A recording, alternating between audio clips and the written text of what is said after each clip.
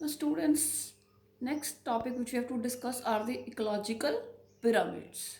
Now, what are ecological pyramids? We can define it as graphic representation of trophic levels of a food chain. ठीक है, what is done is बेटे blocks are made which show the relationship between, like different blocks are made. These blocks show the relationship between producers and consumers. ठीक है, at the base we have the producers, the green plants, and then we have the top carnivores, right? So these different blocks, they represent a trophic level, a particular trophic level. So blocks are made which show the relationship between producers, consumers in terms of number, biomass, and energy. Okay. Now, ecological pyramids, they were developed by Charles Elton in 1927. Therefore, they are also called Eltonian pyramids, right? So, there are three types of ecological pyramids: pyramid of number, pyramid of biomass, pyramid of energy. So, simply blocks are made, and each block represents a particular trophic level. At the base, we have the producers, and at the apex we have the tertiary consumers, or we can say the top carnivores, right? So first which we are going to discuss is the pyramid of number. So it represents the relationship between the producers and consumers in an ecosystem in terms of numbers. In number ਦੱਸਦਾ ਵੀ producers ਦੇ producer ਦਾ ਕਿੰਨਾ number ਹੈ, consumers ਕਿੰਨੇ ਹੈ, ਠੀਕ ਹੈ, and how the number varies. ਤਾਂ ਬੇਟੇ ਜਦੋਂ ਕੋਈ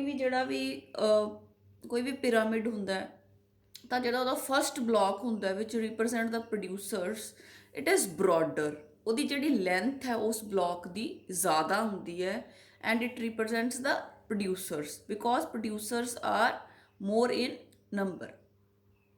ਦੈਨ ਸਲੋਲੀ ਜਿਹੜਾ ਆਪਾਂ ਕਹਿੰਦੇ, ਜਦੋਂ ਆਪਾਂ ਟੌਪ ਵੱਲ ਜਾਂਦੇ, ਜਿਹੜਾ ਏਪੈਕਸ ਹੋਊਗਾ ਪਿਰਾਮਿਡ ਦਾ, ਜਿਹੜਾ ਉਹ ਵਾਲਾ ਬਲੌਕ ਹੋਊਗਾ, ਦੈਟ ਇਜ਼ ਨੈਰੋਅਰ। ਮਤਲਬ ਉਹਦੀ ਜਿਹੜੀ ਲੈਂਥ ਹੈ ਉਹ ਘੱਟ ਹੁੰਦੀ ਹੈ as compare to the base, right? So ਜਿਹੜੇ ਜਿੱਥੇ ਆਪਾਂ ਕਹਿ ਸਕਦੇ ਇੱਕ ਰਫਲੀ ਇੱਕ ਟਰਾਇੰਗੂਲਰ ਸ਼ੇਪ ਜਿਹੜੀ ਆਪਣੇ ਕੋਲੇ ਆਉਂਦੀ ਹੈ, so we call it as a upright pyramid. Upright ਮਤਲਬ ਵੀ ਉਹਦਾ ਜਿਹੜਾ ਬੇਸ ਹੈ ਉਹ ਬਰੋਡਰ ਹੈ, ਅਤੇ ਜਿਹੜੀ ਉਹਦੀ ਏਪੈਕਸ ਹੈ ਉਹ ਨੈਰੋ ਹੈ। ਉਹਦੀ ਲੈਂਥ ਜਿਹੜੀ ਹੈਗੀ ਉਸ ਬਲੌਕ ਦੀ ਜਿਹੜੀ ਲੈਂਥ ਹੈ ਉਹ ਘੱਟ ਹੈ, ਤਾਂ ਰਫਲੀ we can get a triangle. ਇਹ ਸੱਚ ਅ ਪਿਰਾਮਿਡ ਜਿਹਦੇ ਵਿੱਚ ਬ੍ਰੌਡਰ ਬੇਸ ਹੁੰਦਾ, we call it as a upright pyramid. ਜੇ ਇਸ ਤੋਂ ਆਪੋਜ਼ਿਟ ਹੋਊਗਾ ਬੇਟੇ ਤਾਂ we call it as inverted. slowly when we will proceed, we will learn about the upright and the inverted pyramids. Now first let us talk about the pyramid of number. So I've already told you that during the transfer of food at any trophic level, only 10% of the food energy present in one trophic level becomes the part of the next trophic level, right? Means we can say 90% of the food is either lost in wastage, or it is broken down during cellular respiration for providing energy for various activities. The 90% ਤਾਂ ਜਿਹੜੀ ਹੈਗੀ ਹੈ, it loses, only 10% is passed to the next trophic level. ਤਾਂ ਬੇਟੇ ਇਸ ਕਰਕੇ ਇਹ ਕਿਹਾ ਜਾਂਦਾ ਹੈ ਕਿ ਜਿਹੜੇ ਹੈਗੇ ਆ, ਜਿਹੜੇ ਪ੍ਰੋਡਿਊਸਰਸ ਹੁੰਦੇ ਆ, ਦੇ support ਫਿਊਅਰ herbivores. Producers support fewer herbivores, then the herbivores support fewer carnivores, then the carnivores support fewer top carnivores. ਮਤਲਬ ਵੀ ਜਿਹੜੀ ਨੰਬਰ ਹੈ, ਜਿਹੜੀ ਗਿਣਤੀ ਹੈ, ਉਹ ਜਿਵੇਂ ਆਪਾਂ ਟੌਪ ਵੱਲ ਜਾਂਦੇ ਹਾਂ, ਹਾਇਰ ਟ੍ਰੋਫਿਕ ਲੈਵਲ ਵੱਲ ਜਾਂਦੇ ਹਾਂ, ਤਾਂ ਜਿਹੜੀ ਗਿਣਤੀ ਹੈ ਉਹ ਘਟਦੀ ਜਾਂਦੀ ਹੈ। ਫੋਰ ਐਗਜ਼ਾਮਪਲ ਜਿਹੜਾ ਆਪਾਂ ਇੱਕ ਪਿਰਾਮਿਡ ਬਣਾਇਆ ਹੋਇਆ, ਡਿਫਰੈਂਟ ਬਲੌਕਸ ਬਣਾਏ ਹੈ। First block is T1, shows the trophic level T1, the plants, trophic level 2, the third block shows the trophic level 3, and the fourth shows the trophic level 4, the top carnivores. ਤਾਂ ਇੱਥੇ ਇਹ ਸਮਝਾਉਣ ਦੀ ਕੋਸ਼ਿਸ਼ ਕੀਤੀ ਹੈ ਕਿ ਜਿਹੜੇ producers C there were 6 million plants, ਠੀਕ ਹੈ, ਕਾਫੀ ਜ਼ਿਆਦਾ ਗਿਣਤੀ ਸੀ, ਇਸ ਕਰਕੇ ਉਹਦਾ ਜਿਹੜਾ ਹੈਗਾ ਬੇਸ ਹੈ ਪਿਰਾਮਿਡ ਦਾ ਉਹ ਬਰੋਡ ਹੈ। ਤਾਂ ਕਹਿੰਦੇ ਜਿਵੇਂ ਆਪਾਂ ਕਿਹਾ ਵੀ ਅੱਗੇ ਉੱਪਰ ਤੱਕ ਜਾਵਾਂਗੇ ਤਾਂ ਨੰਬਰ ਹੈ ਜਿਹੜਾ ਉਹ ਘਟਦਾ ਜਾਂਦਾ ਹੈ। ਤਾਂ ਕਹਿੰਦੇ ਟਰਸ਼ਰੀ ਕੰਜ਼ਿਊਮਰਸ ਸੀਗੇ ਜਿਹੜੇ ਉਹ 3 ਹੈ, means 6 million plants can support only 3 top carnivores, ਠੀਕ ਹੈ, ਮਤਲਬ 90% એનર્ਜੀ ਘਟਦੀ ਜਾਂਦੀ ਹੈ, ਠੀਕ ਹੈ। ਤਾਂ ਇਸ ਕਰਕੇ ਜਿਹੜੀ ਨੰਬਰ ਆਫ ਇੰਡੀਵਿਜੂਅਲਸ ਹੈ ਦੇ also decrease, so large number of plants will support only few tertiary consumers because of the 10% law.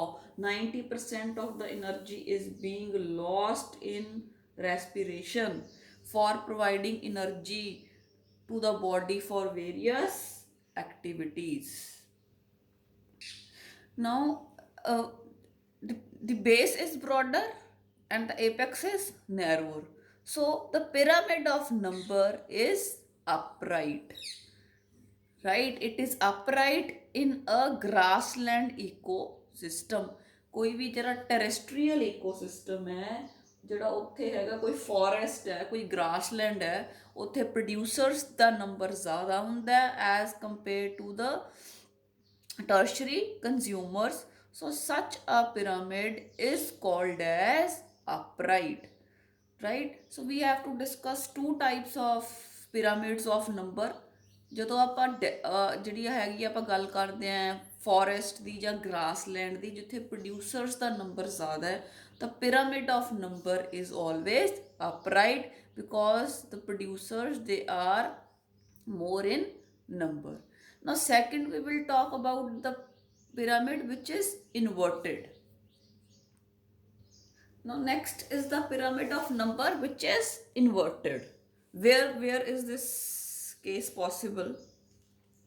But if we talk about a parasitic food chain, parasites ਤੁਸੀਂ ਸਮਝਦੇ ਹੋ those organisms which are dependent on the other organisms. So if we talk about the parasitic food chain, ਇਹਦੇ 'ਚ ਆਪਾਂ ਇਹ ਕਹਿੰਦੇ ਵੀ suppose ਇੱਕ ਕੋਈ ਫੋਰੈਸਟ ਹੈ, ਉਹਦੇ ਵਿੱਚ ਇੱਕੋ ਟਰੀ ਹੈ, ਓਨਲੀ ਵਨ ਟਰੀ, ਅਤੇ ਉਸ ਜਿਹੜੀ ਉਹ ਟਰੀ ਹੈ ਉਹਦੇ ਉੱਤੇ ਕਾਫੀ ਸਾਰੇ ਬਰਡਸ ਫੀਡ ਕਰਦੇ ਆ, ਉਹਦੇ 'ਤੇ ਰਹਿੰਦੇ ਆ ਮੈਨੀ ਬਰਡਸ, ਰਾਈਟ? ਤਾਂ ਜਿਹੜਾ ਟਰੀ ਇੱਕ ਹੈ ਤਾਂ ਇਹਦਾ ਬੇਸ ਨੈਰੋ ਹੈ, ਬਰਡਸ ਦੀ ਗਿਣਤੀ ਜ਼ਿਆਦਾ ਹੈ, ਤਾਂ ਜਿਹੜਾ ਇਹ ਵਾਲਾ ਬਲੌਕ ਹੈ ਹਰਬੀਵੋਰਸ ਵਾਲਾ ਬਲੌਕ ਹੈ, that is broadered as compare to the first block, right? ਉਸ ਤੋਂ ਬਾਅਦ ਜੇ ਆਪਾਂ ਗੱਲ ਕਰੀਏ ਕਿ ਜਿਹੜੇ ਬਰਡਸ ਹੈ ਇਹਨਾਂ ਦੇ ਉੱਤੇ ਕਾਫੀ ਸਾਰੇ ਪੈਰਾਸਾਈਟਸ ਰਹਿੰਦੇ ਆ, ਮਾਈਟਸ, ਟਿਕਸ, ਲੀਸਿਸ, ਠੀਕ ਹੈ।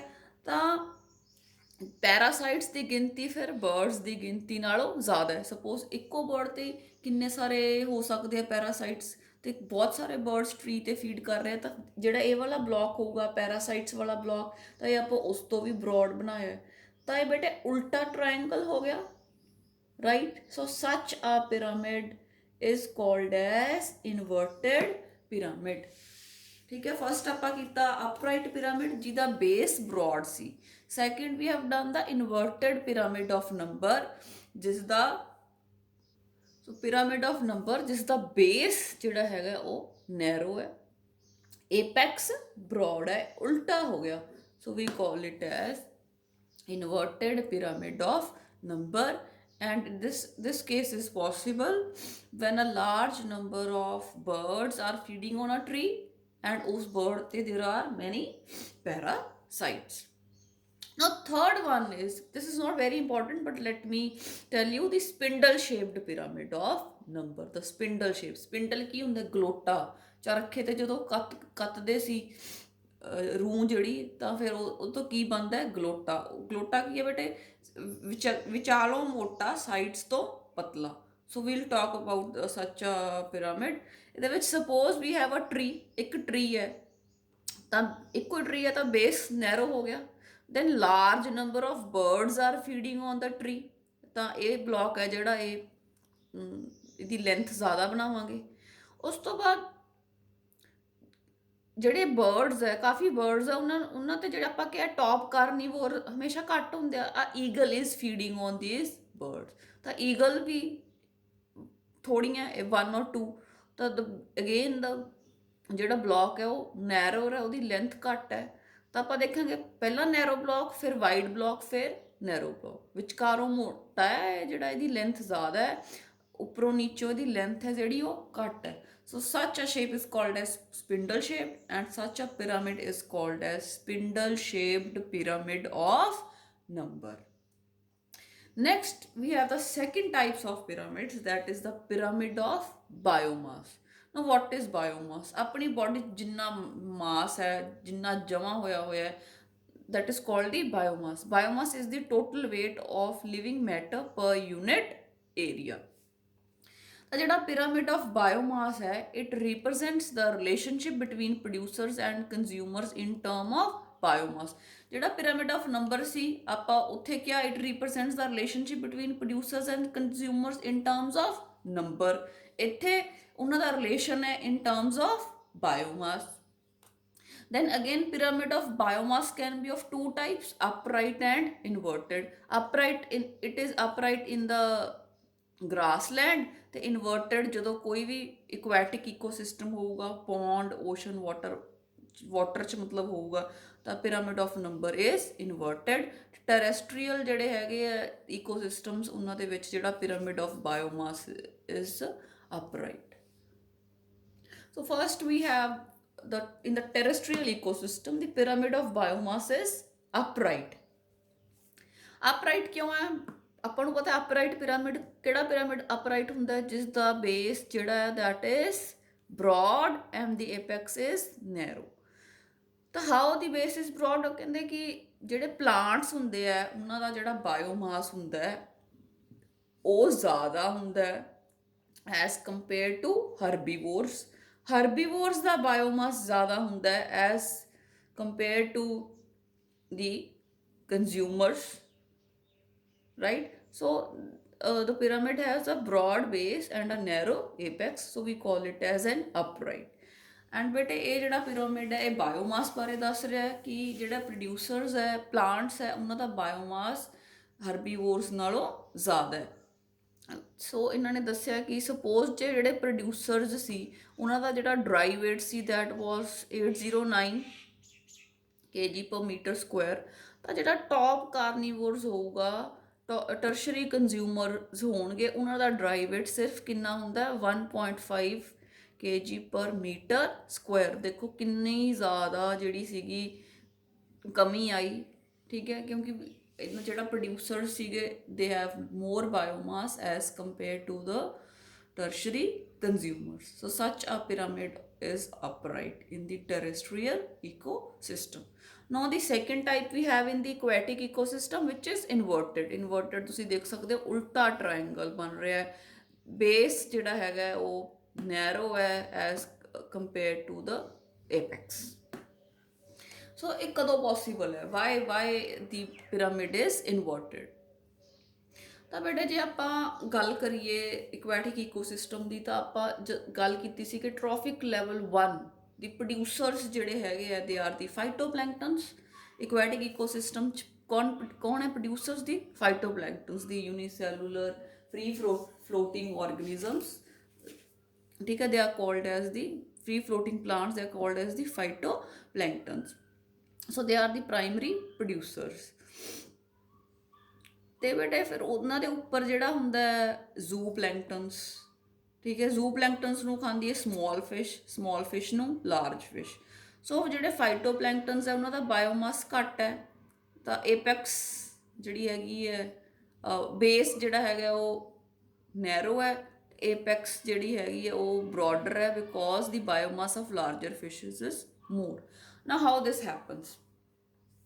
ਬਾਇਓਮਾਸ ਜ਼ੂ ਪਲੈਂਕਟਨਸ ਦਾ ਕਿਉਂ ਜ਼ਿਆਦਾ ਹੈ? ਕਿਉਂਕਿ ਜ਼ੂ ਪਲੈਂਕਟਨਸ ਦਾ ਲਾਈਫ ਸਪੈਨ ਫਾਈਟੋਪਲੈਂਕਟਨਸ ਨਾਲੋਂ ਜ਼ਿਆਦਾ ਹੈ।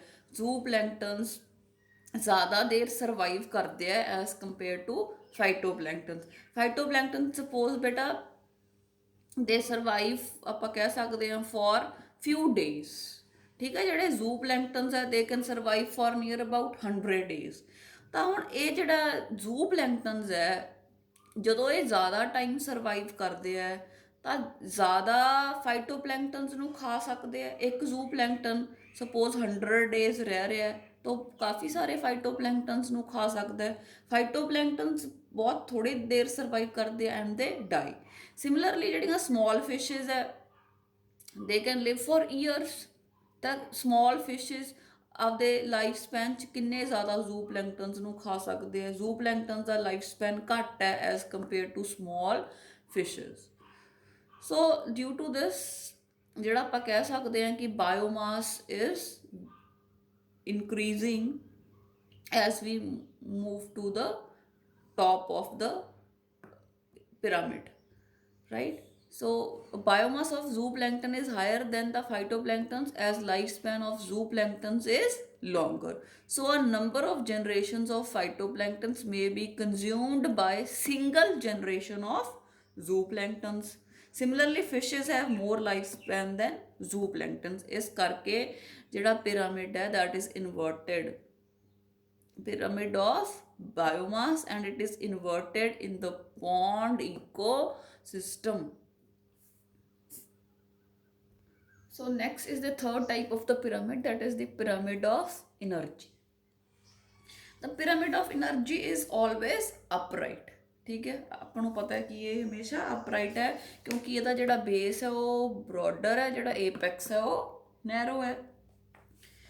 Now it is upright because the flow of energy is unidirectional. The energy is always flowing in one direction. So the pyramid of energy, we ਆਪਾਂ ਕਹਿ ਸਕਦੇ ਹਾਂ in the pyramid of energy the flow of energy is unidirectional from producers to consumer level. ਜਿਹੜੀ producers ਦੇ ਵਿੱਚ energy content maximum ਹੁੰਦਾ ਹੈ ਤੇ ਜਿਵੇਂ ਜਿਵੇਂ ਉੱਪਰ ਜਾਵਾਂਗੇ 10% ਇਜ਼ ਬੀਇੰਗ ਪਾਸਡ ਤੇ ਜਿਹੜਾ ਹੈਗਾ એનર્ਜੀ ਕੰਟੈਂਟ ਹੈ ਉਹ ਘਟਦਾ ਜਾਏਗਾ। The energy decreases at each trophic level of the food chain, ठीक है, because energy is lost as heat and major part of energy is liberated during respiration that is used for various activities, right? So only 10% of energy of the previous trophic level is passed or is received by the next trophic level, ਜਿਵੇਂ 10% law ਹੈ ਲਿੰਡਮੈਨ, right. ਤਾਂ ਬੜੇ ਆਪਾਂ example ਨਾਲ ਸਮਝਾ ਸਕਦੇ ਹਾਂ ਕਿ ਸਪੋਜ਼ ਕਰੋ 1000 ਜਿਹੜੀ ਕੈਲੋਰੀਜ਼ ਸੋਲਰ એનર્ਜੀ ਸੀਗੀ ਸਨ ਕੋਲੇ ਸੀਗੀ ਤਾਂ ਉਹਦੇ ਚੋਂ ਪਲਾਂਟਸ ਸਿਰਫ 10 ਕੈਲੋਰੀਜ਼ ਲੈ ਸਕਣਗੇ, ਠੀਕ ਹੈ, ਤੇ ਉਸ ਤੋਂ ਬਾਅਦ ਹਰਬੀਵੋਰਸ ਉਹਦੇ ਚੋਂ ਸਿਰਫ 1 ਕੈਲੋਰੀ ਰਿਟੇਨ ਕਰ ਸਕਣਗੇ ਤੇ ਜਿਹੜੇ ਉੱਤੇ ਕਾਰਨੀਵੋਰਸ ਹੋਣਗੇ ਉਹਨਾਂ ਕੋਲੇ 0.1 ਕੈਲੋਰੀਜ਼ ਯੂਜ਼ੇਬਲ એનર્ਜੀ ਆਊਗੀ। Hair they have represented in the units of ਜਾਊਲਸ। ਤਾਂ ਆਪਾਂ ਦੇਖ ਸਕਦੇ ਹਾਂ ਕਿ ਜਿੰਨੀ ਸਨਲਾਈਟ ਸੀ ਉਹਦੇ ਤੋਂ ਬਹੁਤ ਜ਼ਿਆਦਾ ਜਿਹੜਾ ਘਟ ਗਿਆ the energy level as we move to the top carnivores, or right? So the energy always flows in a single direction, in one direction, and only 10% is passed to the next trophic level. So the pyramid of energy is always upright, it is always upright. So I hope all the three pyramids, pyramid of number, pyramid of biomass and pyramid of energy is clear. So we can revise. The pyramid of number can be upright if the number of the, we can say, producers is more, like in the grassland ecosystem. Whereas if we talk about the parasitic food chain, ਉੱਥੇ ਆਪਾਂ ਗੱਲ ਕੀਤੀ ਕਿ ਜਿਹੜੇ ਪੈਰਾਸਾਈਟਸ ਹੈ ਉਹ ਜ਼ਿਆਦਾ ਹੈ ਤੇ ਇੱਕੋ ਹੀ ਟਰੀ ਦੀ ਆਪਾਂ ਗੱਲ ਕੀਤੀ ਤਾਂ ਹੀ ਉਹ ਜਿਹੜਾ ਬਾਇਓਮਾਸ ਸੀ that is inverted. Then pyramid of biomass ਹੁੰਦਾ ਜਿਹੜਾ ਉਹ ਅਪਰਾਈਟ ਵੀ ਹੋ ਸਕਦਾ ਹੈ, ਇਨਵਰਟਡ ਵੀ ਹੋ ਸਕਦਾ ਹੈ। ਅਪਰਾਈਟ ਗ੍ਰਾਸਲੈਂਡ ਈਕੋਸਿਸਟਮ 'ਚ ਹੋਊਗਾ ਜਿੱਥੇ ਪ੍ਰੋਡਿਊਸਰਸ ਦਾ ਬਾਇਓਮਾਸ ਜ਼ਿਆਦਾ ਹੁੰਦਾ ਹੈ। ਇਕੁਐਟਿਕ ਈਕੋਸਿਸਟਮ 'ਚ ਉਲਟਾ ਹੁੰਦਾ ਹੈ, ਜਿਹੜੇ ਪ੍ਰੋਡਿਊਸਰਸ ਹੁੰਦੇ ਆ ਫਾਈਟੋਪਲੈਂਕਟਨਸ ਹੁੰਦੇ ਆ ਉਹਨਾਂ ਦਾ ਬਾਇਓਮਾਸ ਘੱਟ ਹੁੰਦਾ ਹੈ ਕਿਉਂਕਿ ਉਹਨਾਂ ਦਾ ਲਾਈਫ ਸਪੈਨ ਘੱਟ ਹੁੰਦਾ ਹੈ as compare to the hire traffic levels. Then the pyramid of energy, it is always upright, it can never be inverted because the flow of energy is unidirectional. it flows in one direction, and 10% is only passed to the next trophic level. 90% of it is being lost, right? So next we have to discuss the limitations of ecological pyramids. Ki limitations ਹੈ? ਤਾਂ ਇਹਦੇ ਵਿੱਚ ਬੇਟੇ ਇਨਸੈਕਟੀਵੋਰਸ plants ਬਾਰੇ ਨਹੀਂ ਦੱਸਿਆ ਗਿਆ, ਇਨਸੈਕਟੀਵੋਰਸ plants ਨੂੰ ਕੰਸੀਡਰ ਨਹੀਂ ਕੀਤਾ ਗਿਆ। This is the first drawback. Second is it assumes a simple food chain and does not accommodate a food web। ਜਿਹੜੇ ਆਪਾਂ ਨੂੰ ਆ ਬਲੌਕਸ ਬਣਾ ਕੇ ਦਿਖਾਉਂਦੇ ਆ, ਇਹ ਸਿਰਫ ਫੂਡ ਚੇਨ ਨੂੰ ਰਿਪਰੈਜ਼ੈਂਟ ਕਰਦੇ ਆ, ਫੂਡ ਵੈਬ ਇਹਦੇ ਵਿੱਚ ਨਹੀਂ ਦਿਖਾਇਆ ਜਾਂਦਾ। ਤੇ ਫਿਰ ਜਿਹੜਾ ਇਹਦਾ ਹੋਰ ਜਿਹੜਾ ਹੈਗਾ ਇਹਦਾ ਲਿਮਿਟੇਸ਼ਨ ਹੈ ਕਿ ਜਿਹੜੇ ਡੀਕੰਪੋਜ਼ਰਸ ਹੈ, ਸੈਪਰੋਫਾਈਟਸ ਹੈ, ਟੈਟਰੀਵੋਰਸ ਹੈ, they are not given any place. ਉਹਨਾਂ ਨੂੰ ਇਹਦੇ ਵਿੱਚ ਕੰਸੀਡਰ ਨਹੀਂ ਕੀਤਾ ਜਾਂਦਾ ਇਨ ਦੀ ecological pyramids। So these are the limitations of ecological pyramids।